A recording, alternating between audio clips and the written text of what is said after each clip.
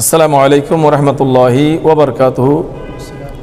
সম্মানিত দর্শক শ্রোতা, আমাদের এই বাংলাদেশের স্বনামধন্য একটি বিভাগ ময়মনসিংহ এর অন্তর্গত শেরপুর জেলার শম্ভুগঞ্জ থানার মোড় থেকে আগামীকাল সকাল 10টায় যেই লং মার্চ মোরশেদপুর দরবার শরীফের উদ্দেশ্যে রওনা হবে, সেই দরবার শরীফের লং মার্চের এই মেসেজটা আপনাদেরকে দেওয়ার জন্য মূলত আমার এই ভিডিওতে আসা বা আপনাদের সম্মুখে আসা।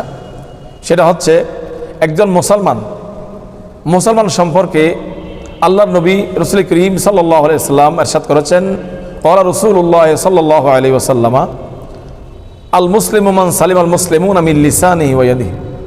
রাসূল করিম সাল্লাল্লাহু আলাইহি ওয়াসাল্লাম বলেছেন, একজন মুসলমান তাকে বলা হয় যার হাত থেকে